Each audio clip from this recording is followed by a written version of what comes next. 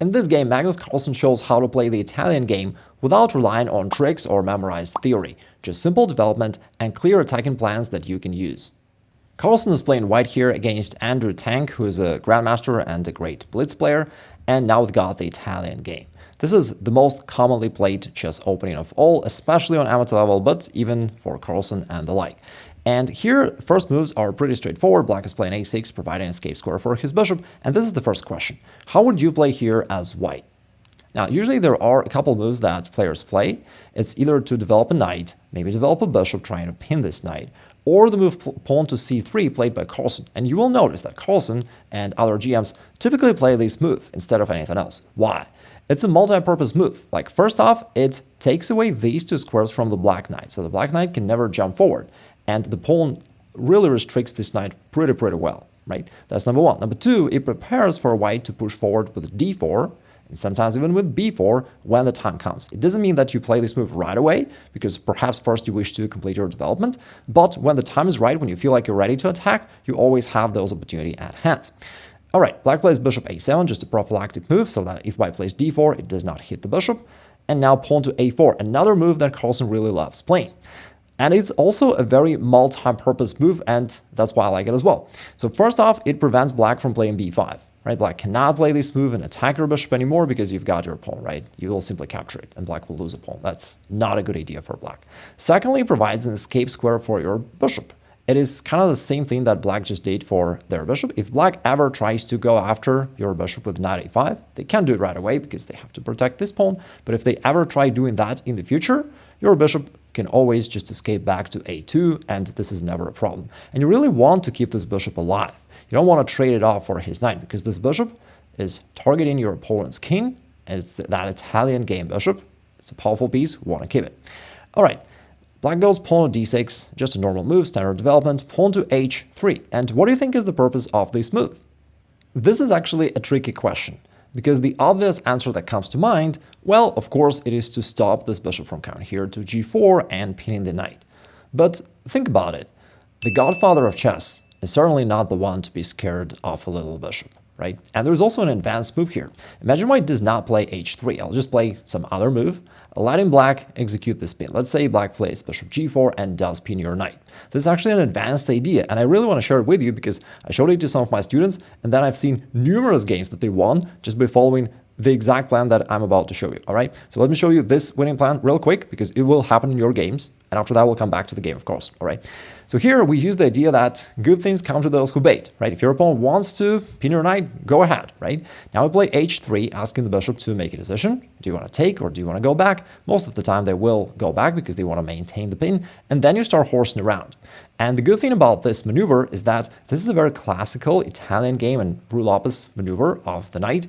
And yeah, it looks weird at first, like you're wasting so many moves just, you know, dancing around with this knight, but it does make a lot of sense. Now, after the knight lands on g3, after black plays whatever, it's going to hit the bishop, and finally we'll break this pin. And also from here, the knight is ready to attack your opponent's king. That was like the next step that your opponent didn't see coming. Because really, while black played bishop g4, it was very hard to foresee all these consequences, right? And unless your opponent has downloaded latest brain updates, there is no way he can figure it out up front. So now the bishop is under pressure. Let's say it goes back. And now since you have these two knights already on the king side, you can use them to keep developing your attack right there. You can now play knight to h4, attacking this bishop on g6. And it's another thing that pretty often your opponents will blunder. They'll think that the bishop is already defended, but if they play whatever, it actually is not defended because now knight takes g6 and the pawn is pinned. So here your opponent will be disappointed to know that he cannot even recapture. He's just losing the bishop. All right, what if your opponent does notice the threat and goes back?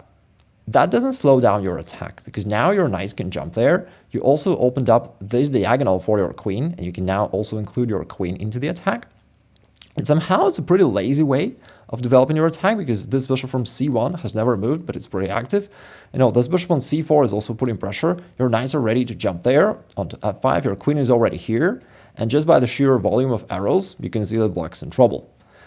They'll often play something like this, and then that is another chapter for their 50 Shades of Blunders, because now I've got bishop takes h6, and now the black king is totally destroyed. Let's say they capture. Now this Knight on f6 is no longer defended, you can take it, and from there you're up a pawn, you're threatening this one, you can jump forward with one of the knights and checkmate black pretty easily.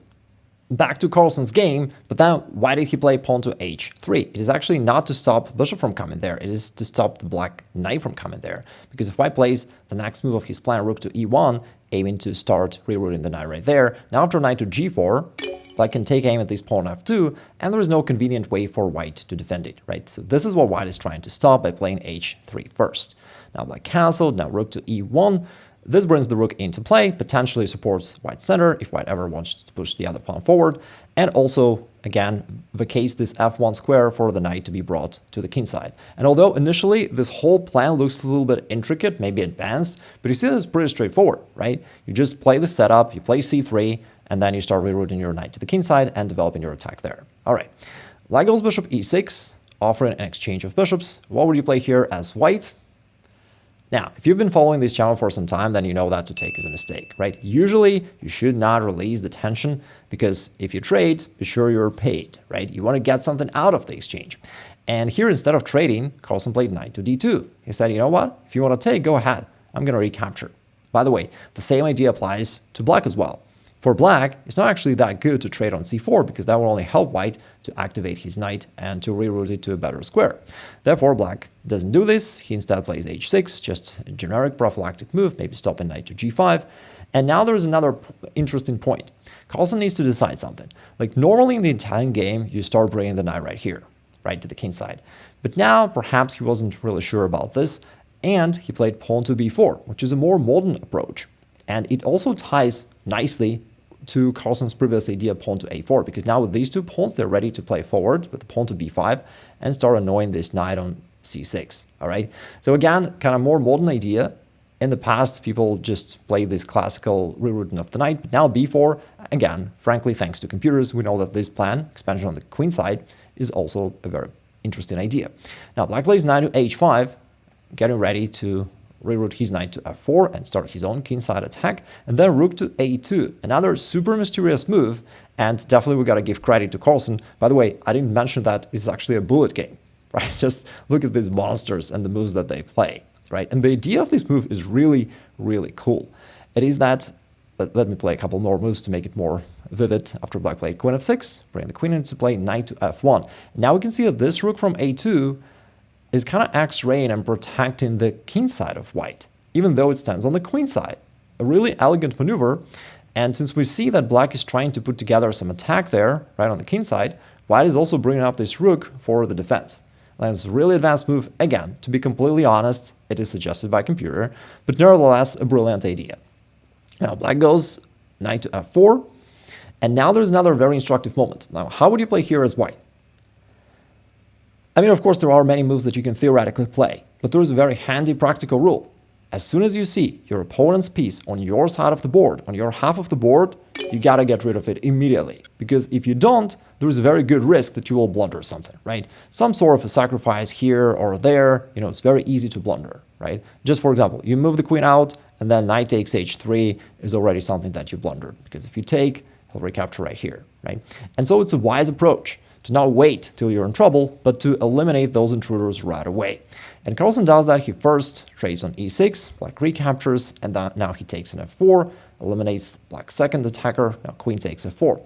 And optically, it looks like black is still having some pressure along the f-file, and maybe this bishop is supporting his attack, but realistically, what is his threat? Like, there's nothing, right? Because white has consolidated all his pieces to be staying close, and even this rook from a2 is supporting the king side.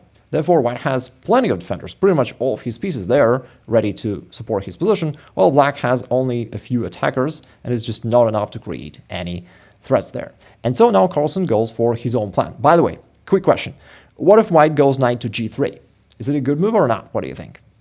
That would be a move off of Magnus Blunderson, because here black can just capture this knight. And the sniper bishop from a7 is doing a good job for black, and white finds out that they actually cannot recapture because the pawn is pinned. Now, therefore, Carlsen does not play this for sure, and instead he realizes that black actually has no real attack on the king side, which means that it is time for white to start his own attack. Now, how do you do this? Usually, you focus your attention on opponent's side of the board and you ask yourself, what can you attack there? And for white, there are two common ideas here. One is to target these double pawns, because double pawns are a little bit weak, and white can play something like queen to b3, take an aim at this pawn on e6, and even, x-ray the king a little bit. So that's one common idea. And the other one is just pawn to b5, the most straightforward idea, since you want to cross the border to go to your opponent's side of the board and to start your attack. That's how you start attacking the middle game. And by the way, if you want to learn the process strong players use to find plans in different middle game positions, you can check out my free masterclass. The link is down below. Another quick question. Should black take here on b5 or not? What do you think? Black has the option to take this pawn.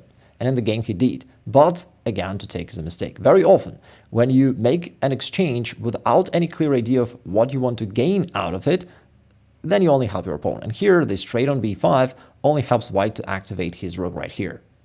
Black should have moved the knight right away, but he first traded. Natural move, but a mistake. Now the knight moves, and now Carlsen seizes this opportunity to just double down on this pressure, and he plays queen to a1. And now the bishop on a7 is attacked, and black is actually in big trouble. Even though it's paradoxical how white mostly keeps his pieces on these first two ranks, and yet black is already in a big trouble, right? So this bishop on a7 is attacked. It cannot move away because then white would grab the rook. Black would just lose a rook. They don't want this. But otherwise, how can they even protect this bishop? Black had to play this awkward move, knight to c8, retreating the knight all the way back, and now Carlsen goes b6, and this is just like straightforward bullying. He's like, yeah, black can take this pawn however he wants, but all of those ideas are not pretty good. He still cannot move the bishop because that would drop the rook. All right. Moving the knight is also bad because that would lose the bishop. So finally he has to capture with this pawn, but then Carlsen goes queen to b2, and now this bishop on a7 is really deemed, looks like a tall pawn. Black is trying to change the situation. He goes b5, tries to get rid of this annoying pawn to open up the diagonal for his bishop. Carlsen goes rook to e1, rook e to a1, renewing the pressure. And now black is still paralyzed right here on the queen side. He cannot really move these pieces because something will be lost. And black goes queen to f7. Another funny thing about the game is that you see how Carlsen neutralized black's attempt of an attack on the king side with minimal effort. He just traded off those few attackers, and that is pretty much it. He also put the rook on the a file to control the second rank, and that's it. Now black retreats the queen himself because he sees that white is about to capture this pawn and start putting pressure here, and black retreats the queen himself voluntarily. So basically black first moved the queen there to the king side and then voluntarily retreated all the way back just because he realized that his attack failed.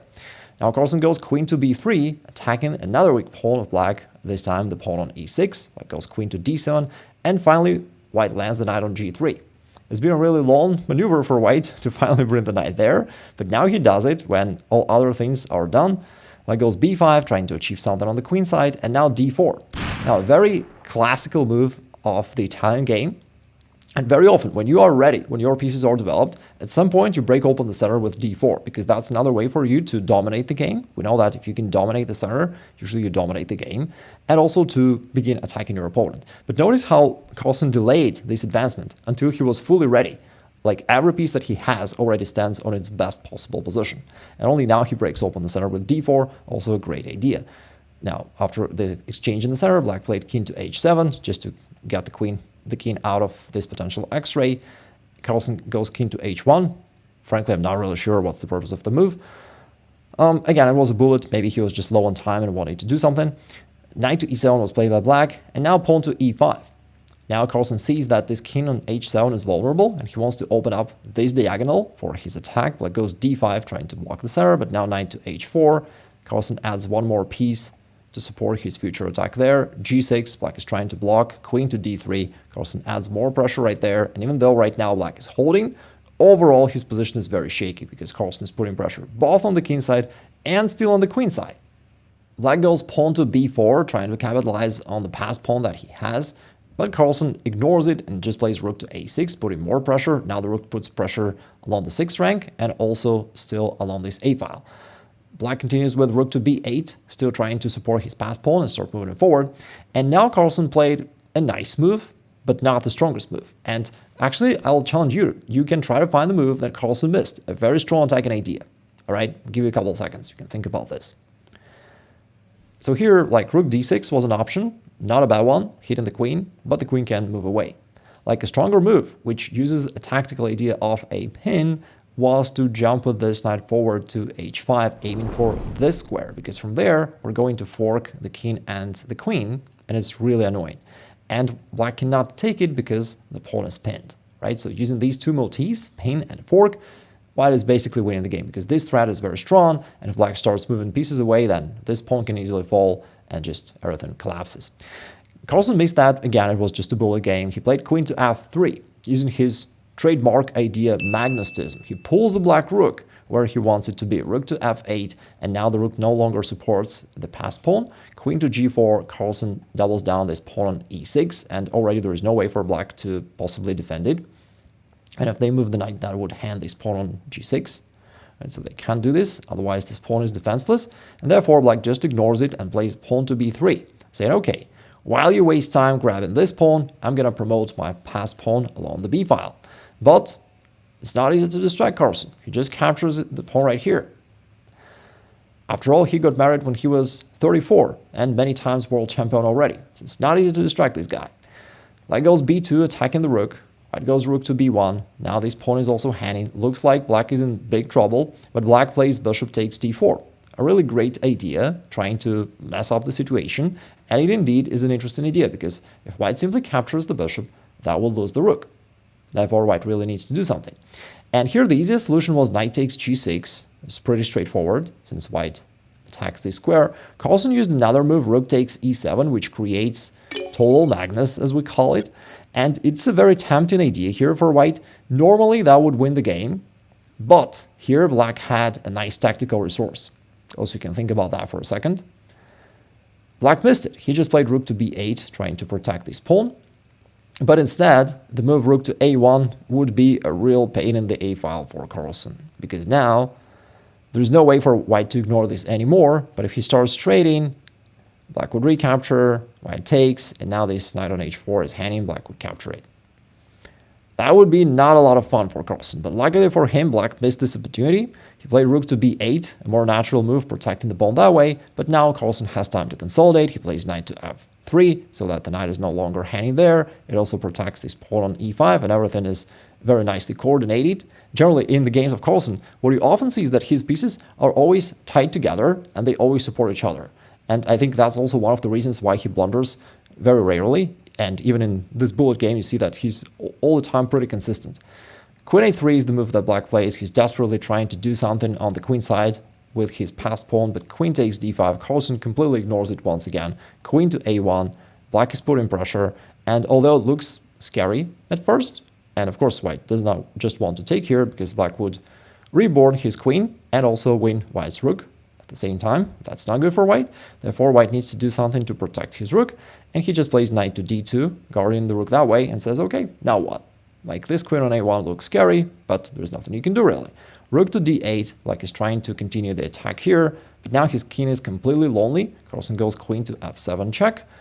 The king has only one move to play, and now knight to e4. Again, it's nice how Carlsen keeps everything really tight and well protected. This knight guards the rook. This other knight guards this one. Right? And black just resigned here because there's nothing he can do, and his king is weak, and after whatever black plays, like the most straightforward way for white would be to just move something like this, and then queen to h7 checkmate.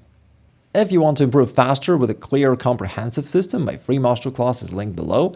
And if you want to see Carlsen's simple rules to win, not just in the Italian game, but in general in chess, you may watch this video right there.